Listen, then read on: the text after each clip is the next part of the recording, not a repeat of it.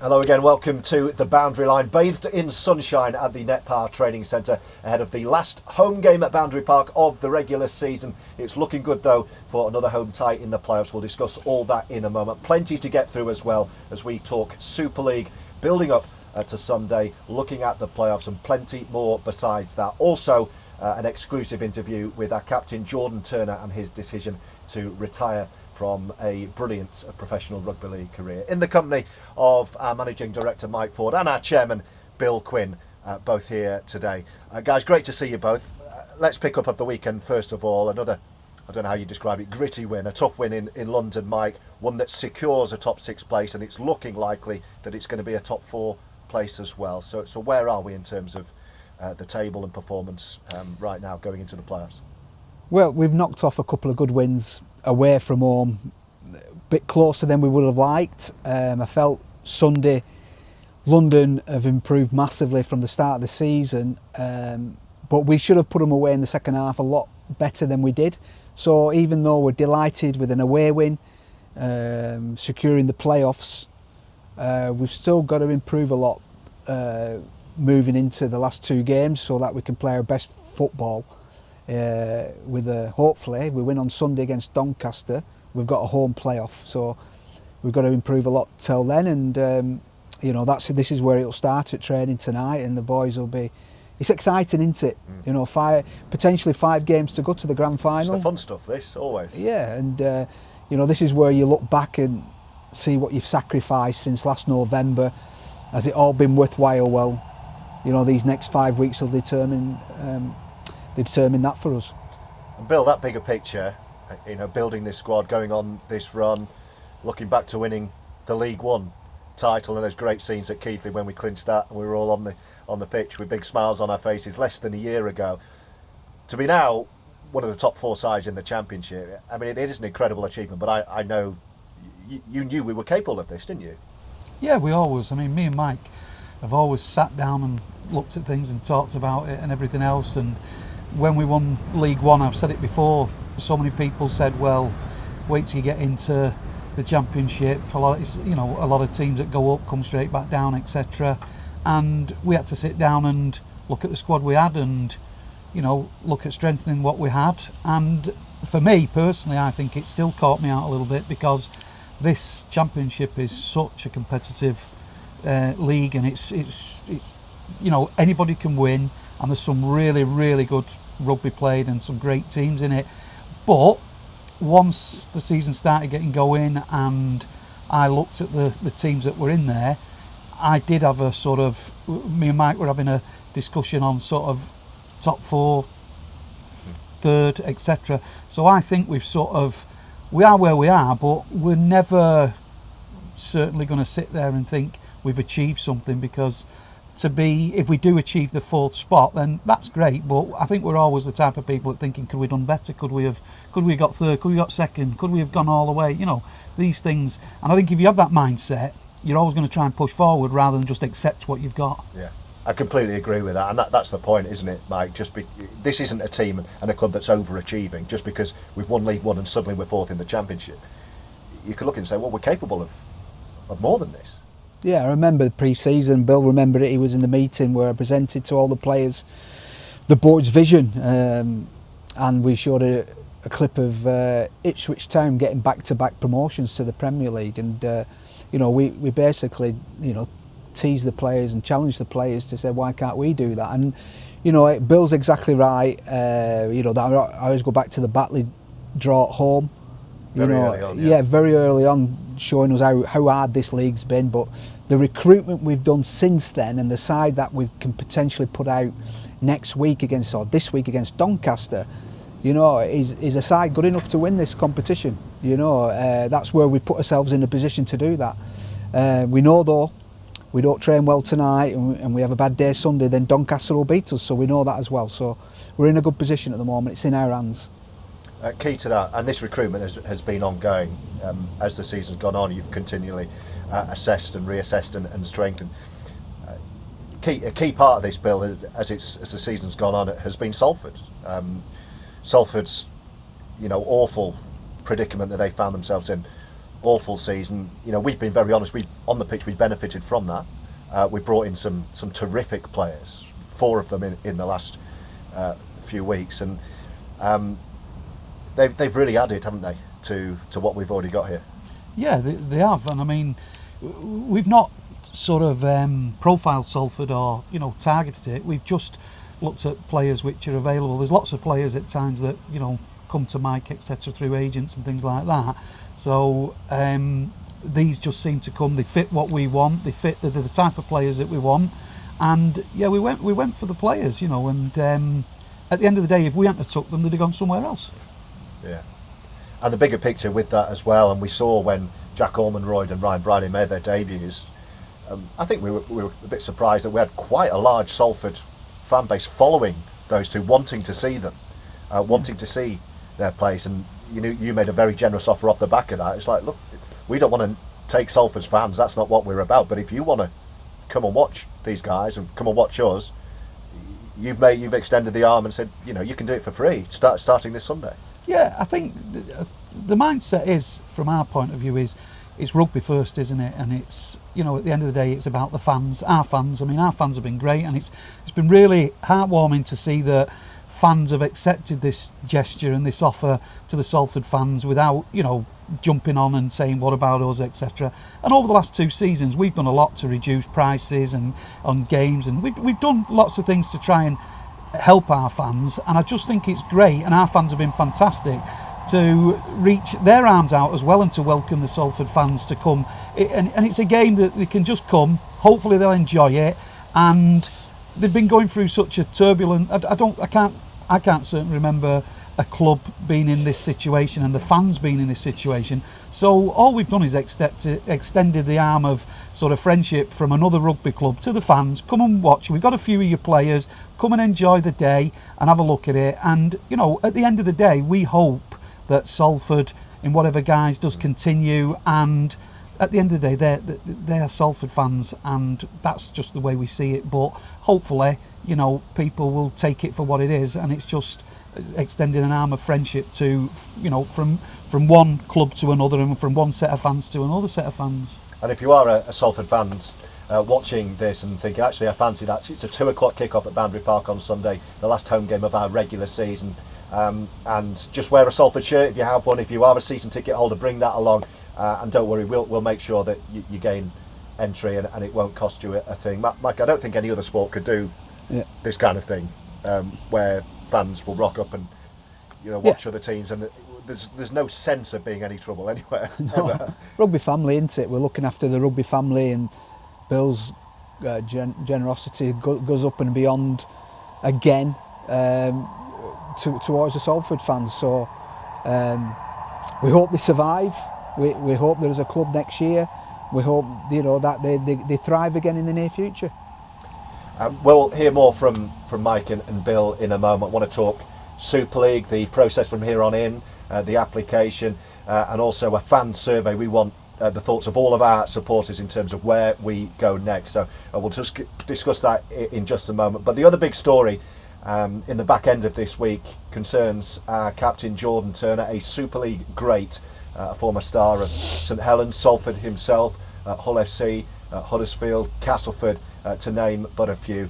He right now is saying his goodbyes to his teammates here at the Netpar Training Centre. Jordan having made the very difficult decision to call it a day, a difficult decision for any professional sportsman. And I've been sitting down and having a chat with our departing captain Jordan Turner.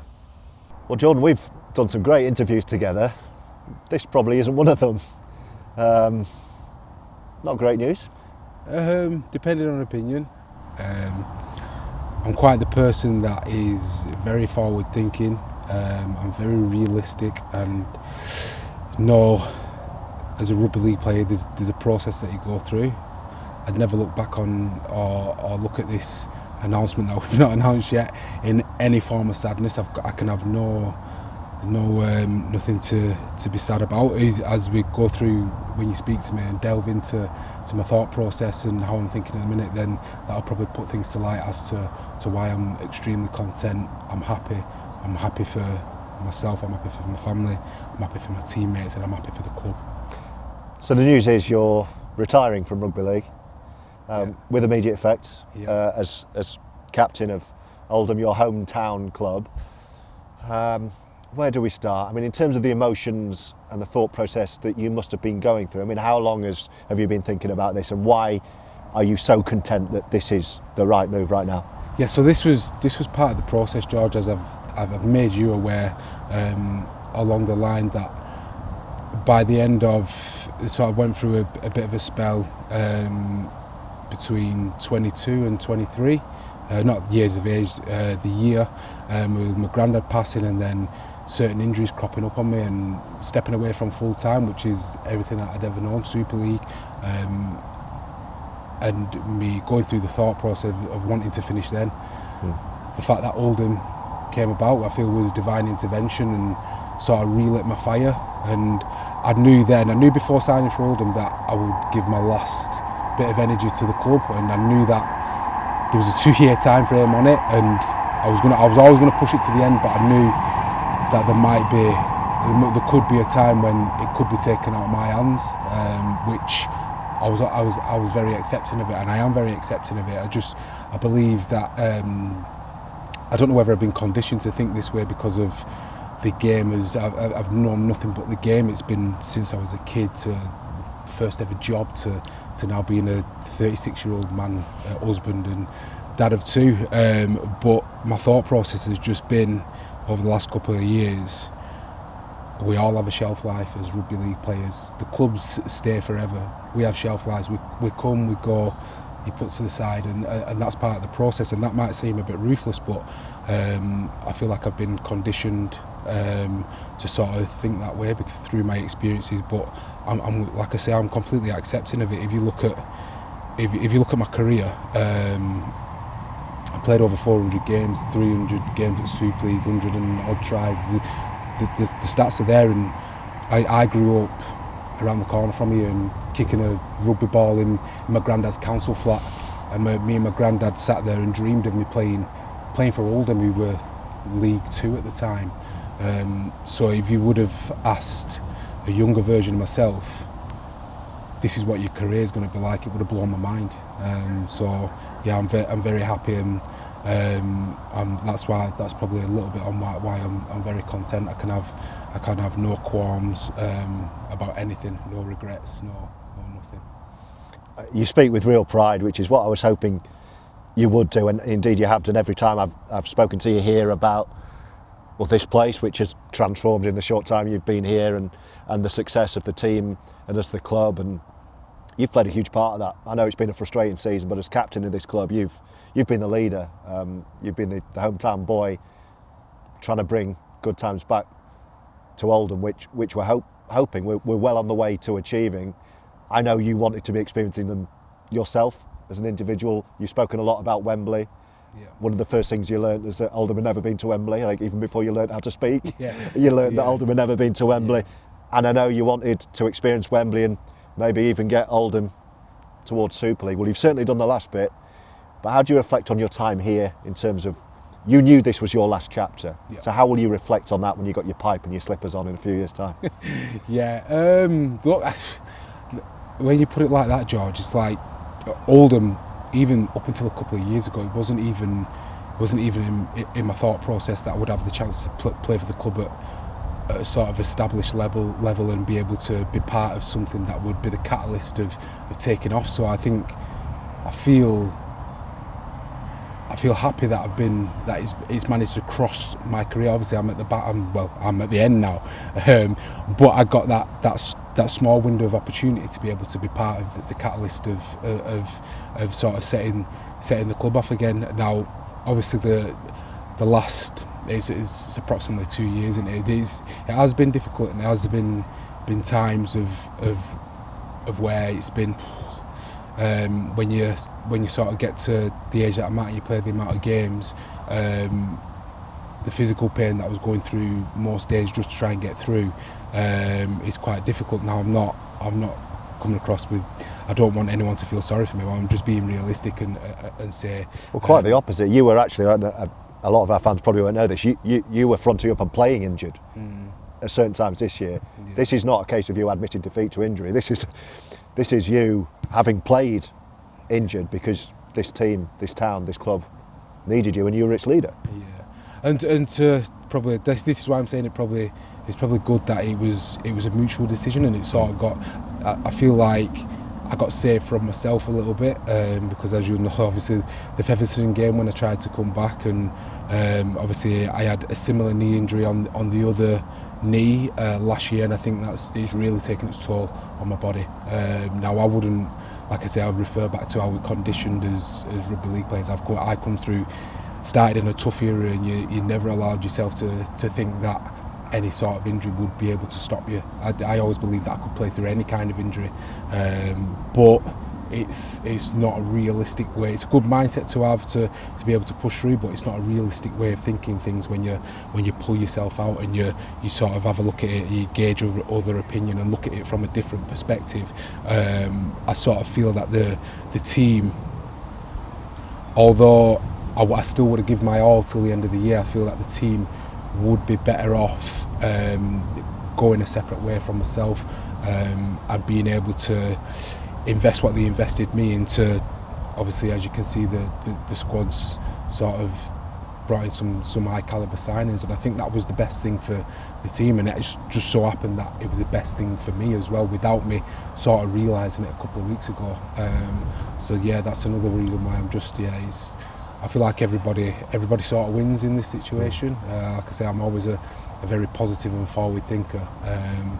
But yeah, so I think it's a good way. It's a good way for things to end. And where do you think you're leaving this team, this club? In reality, and it's happened very quickly. It's your hometown club is knocking on Super League's door, which has happened probably quicker than a lot of us anticipated. And going back to what I said before, you've been the captain through this last 2 years and have played a big part in making this happen. Yeah, I suppose it's, for me at the minute, it's Super Leagues, and since I've been here, Super League was is a little bit irrelevant to me, if I'm being honest with you, because I had a different point of view from the majority of people that I walked through these doors. When I went to games and I could see kids who were clamouring over Phoenix and running about in Oldham shirts, and you see kids at community clubs now, they're not wearing the NRL tops, they're wearing Oldham tops. I think that's the main positive that I take out of this, of where the club's at from being a fan all my lifetime. I think the fact that there is an interest, that's how dire it was. There's now an interest, a significant interest in Oldham Rugby League. I think and I've been a part of that. I saw myself as one of the catalysts to be able to bring other players to the club. That was one of the reasons why I extended my career. That's something that I'm extremely proud of. How can you not be? You know what I mean? It's a great story to be able to tell people. A word for the fans, I guess, as well. You've been a very popular leader with the Oldham fans, who are a passionate bunch, the Roughyeds. What would your message to the Oldham supporters be as you hang the boots up for one last time? Yeah, just keep turning up in your droves. You know, I don't need to tell them that, because they still will. But I just want to thank them for obviously being very accepting of me, knowing obviously the age that I'm at and the stage of my career that I'm at. But I just hope that all the good fortune that those fans that have been around for a very long time, who I know that are still on the terraces from when I was a kid, I hope they finally get their reward and see the club go on to higher highs and sort of not languish anymore, and for they be able to make future generations, because these Oldham fans are the catalyst. If you look at it from a different perspective, they're the catalyst for the next generations to come on board and support the club and build the fan base. So just essentially just keep doing what you're doing. And I guess a final point then, what are you going to do with your retirement? I know you're busy enough anyway, but what's next for JT? Yeah, a lot of things, mate. Obviously, as well with me going part-time and putting all my eggs into one basket and being a Super League player for a long time, I saw this is an opportunity to do things off the field as well. So I've got a few things coming up, but I think they've been in the pipeline anyway. One thing that I'm going to prioritise at the minute is my family. Being able to do things that I've not been able to do with them is high on my list. Anything else that comes my way is just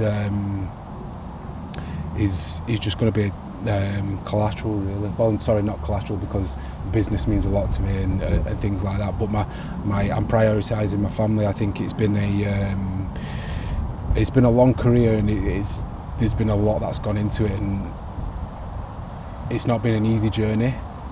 Which means it's not been an easy journey on my wife. It's not been an easy journey on my mum, my sisters, my stepdad, my granddad, obviously. But when he was alive. So I think I'll put more focus into them, because they've come along with the ride, and they've seen the laws, which there has been a lot of, and being able to know that there's no one on social media that's going to comment. No. And my wife behind my back and saying, "No, what about this comment?" They don't. That's one big thing for me, though, George. Yeah. They don't have to deal with that anymore. Yeah. And, it'll be nice to. The type of person I am, it'll be nice to not be relevant in rugby league circles for the future. Well, I'm sure you still will be, whether you like it or not, but you might get a bit more peace now. Yeah. JT, it's great catching up with you, albeit I'd rather you were out there playing. And I guess on behalf of all of our fans, thank you for what you've done in the twilight of your career here at Oldham, and personally and professionally, you've been brilliant to work with. I've absolutely loved working with you for however many years it's been now, so I wish you all the best for the future too. That, George. Thank you very much. Same to you.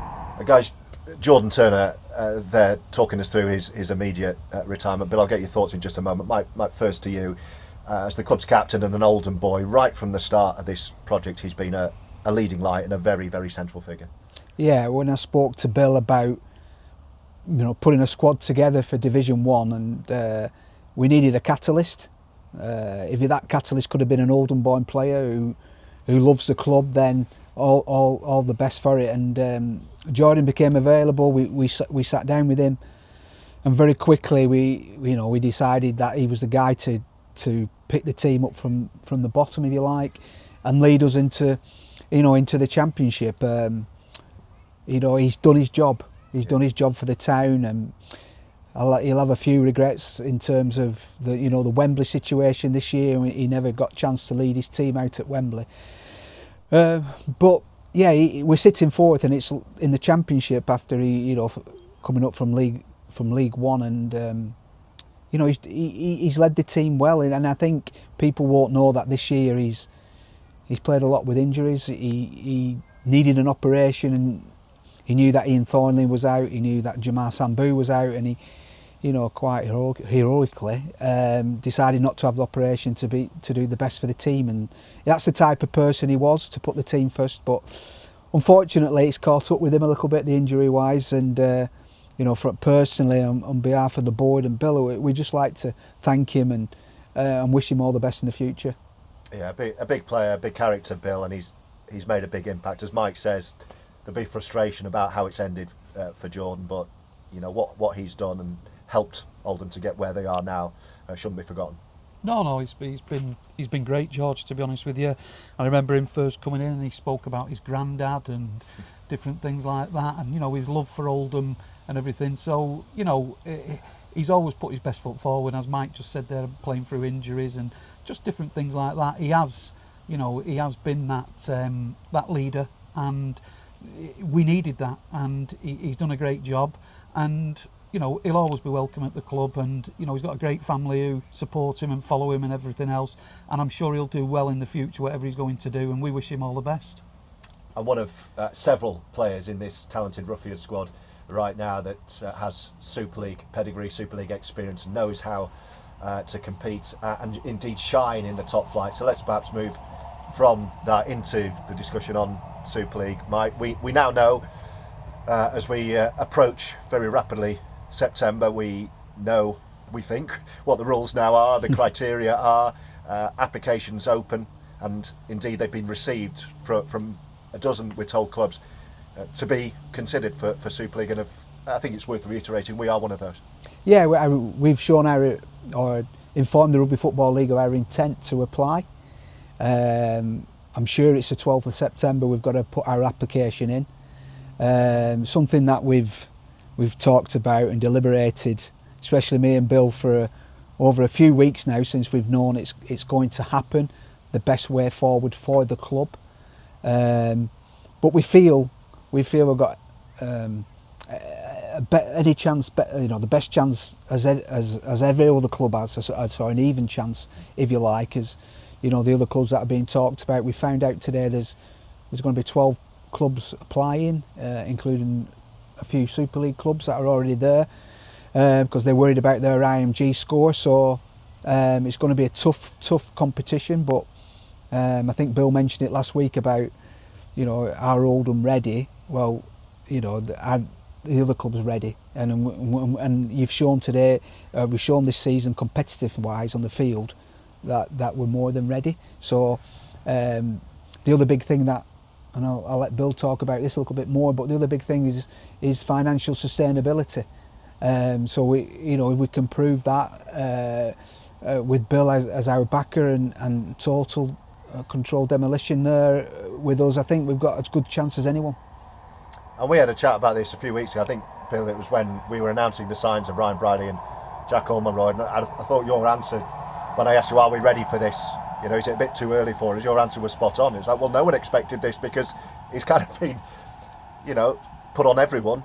And looking round at the other likely contenders, you think, why not? Why not Oldham? Why not us now? Well, there's nobody ready. And that's, I don't care which club you are. This has come now, and everyone's jumping to it, and we all have to jump to it. But would we have all maybe preferred another season, another year? Yeah, of course we would. But that's not on the table. And what is on the table in front of us, Oldham are as ready as anybody else. And I've seen the criteria, and we're having meetings, and we'll continue having meetings to put together a very strong case for Oldham going into Super League. And we've spoken to sponsors, we've spoken to companies that, if we get into Super League, are willing to back us and sign contracts and things like that. So from a financial and sustainable point of view, we are in a very good position, and we will be putting together the strongest case forward. Some fans, some people may think, oh, well, hold on a minute, what happens? We're asking questions of the Rugby Football League as well, because we want to know certain things. We want to get some assurances, for next season if we go in there. But, what a great achievement. Just over 2.5 years ago, March, I think it was, when Mike and the guys came in and took over the club, and I came in the May. And to think that we're sat here today, George, talking about putting an application in for Super League, Oldham, after 27 years or something like around that time, and the train going past. No, I'm at the training facility. The training facility. And just to think where we're sat now, as we say, we're sat here at our own training facility, which if people... None of this was... Well, I'd love to get out. I'd love to get out some of the... I want people to see the plans. I don't know how many people, if people have seen the plans, but we're not dreaming anymore. This is reality. The dreams are there, but now we're turning them into reality, and we'll keep turning dreams into reality here at Oldham, and we will keep prospering, and we'll do our best. And that's what we said, and that's what I said when I came in. I'll always try and do my best. I'll always try and go forward. And I just feel that we have come so far in such a short space of time, given the fact then, if you look at, is everybody ready? Are we ready? Well, I think we know how to move fast, and we might just move faster than anybody else. I don't think you can fail to be inspired by that, listening to our chairman, and certainly I know you guys wouldn't say this, but from recent away days we've had at, if you like, rivals for this, when we've gone to York, we've gone to London, I've kind of looked around and, we've matched them on the pitch. Okay, we came up just short against York. We just about won it against London. The crowds, I was looking around thinking, okay, we want to get our crowds up, but we're matching this. We're probably bettering this. So we've got a chance. In terms of next steps, I know obviously that there's meetings, Mike mentioned the deadlines with the RFL, but you want to get the fans' input with the survey as well, Bill, I'm sure. Yeah, I mean, you just talked then about away. I think Oldham, and I've got to pay tribute to our fans, Oldham has one of the strongest away fans. So at the end of the day, if I'm a Super League club and I'm sat there thinking about who's coming in, you want Oldham coming, because they're bringing fans, they're going to spend money, and that they're going to enhance you know, your They're club gonna be and very every loud as well. yeah, and every other club, and they're going to Kevin. enhance the atmosphere and everything else. So from that point of view, for our away fans, what we do need to do is build up the home fan base. And we've got a lot of incentives and a lot of things that we're thinking and planning and different things. But what I'd like to do is get the survey out there that if we get into Super League, are this town going to back us? Are the people wanting us in Super League? Are they going to come? Are we going to show the broadcasters that there'll be thousands of fans at Boundary Park watching every home game? And will we turn that into thousands of fans going on away games, etc., and really, you know, putting a case for Oldham to be in Super League, and not just to be in Super League, to be a force in Super League on the terraces and on the pitch. That's the key. Just one last one on this, Mike, isn't it? It's one thing, can we get in there now, but we don't want to be in there and not represent Oldham well. We want to be in there and we want to be competitive. We want to be good. Yeah, I think, you know, as an organisation, both on and off the field, you look to get better. You've seen that with the squad we've assembled for Sunday's game already this year. So, you know, I just want Oldham again, all of Oldham, to be proud of what we've achieved, and where we can go with this, getting the Wigan, the Saints, the Hull KRs at Boundary Park, you know, on a Friday night, for example, to feel like it used to be when we used to go to Watersheddings, you know, to have, they're uncomfortable coming to Boundary Park on a Friday, for example, you know, and, you know, we're standing toe-to-toe with the big boys again, and who wouldn't want to be part of taking the Wigans on in the world and the OKRs, you know, because that's what it's all about, is competing, you know, at the very, very top level, and I know, you know, with the board and with Billy, that's exactly what we want to do. I want to see the Rochdale Road end full of red and white. I don't want to see any away supporters. Me, they can go on the other side, but that stand plus a Joe Rowe stand, if that we can fill that with Oldhamers, which is about 6,500 plus the away fans. Yeah, to be behind what we're doing, be behind, come with us, you know, on this fantastic journey. Yeah, that's what we want. You must enjoy listening to that, but again, to reiterate, Mike and Bill, you know, we're in this together, we're stronger together. We can't do it without you guys watching this, so it has to be a big team effort to try and realise the dream we're all going for. Just before we wrap up and have a final thought on Sunday's game, last home game of the regular season, reminder, 2 p.m. Boundary Park, and the pre-match will start a long time before that, so we're looking forward to seeing you there. A few other things to mention: end of season awards, 13th of September, Saturday night at Smokies. Tickets on sale now. We do want you to be part of that with us. It's always a memorable night. So if your weekend is currently free, get it booked in, order your tickets online. Other things, Benidorm Bash, we're going to have to Benidorm, aren't we, in January? Yeah, hopefully. Sorry about that. Is that your travel agent ringing you now? Yeah, I think 10th of January it is. We play a pre-season game against Castleford. So again, our supporters can get packages. You'll know that more than me. Yeah, they can get it. They can get on the packet. They can get into it on the packages. It'll be online, and you know, we're hoping as many supporters as possible from Oldham will get over there, which I'm sure they will. Quite positive about that, and it'll just be a great few days. There's obviously training. There's all different packages. There's VIP. You'll be able to watch people train. You'll be able to look at what's going on. There's different nights where there's sort of some theme nights going on, and you know, you can meet up with us all, and it's going to be a good few days, to be honest with you. Yeah, there's a Legends night. I think there's some beach rugby going on, some other competitions as well. So well worth a few days in the sunshine in January. And the other thing, an early shout for sponsorship for 2026. We'll have more details going out across our channels, looking for main kit sponsors, all kinds of partnerships opportunities available.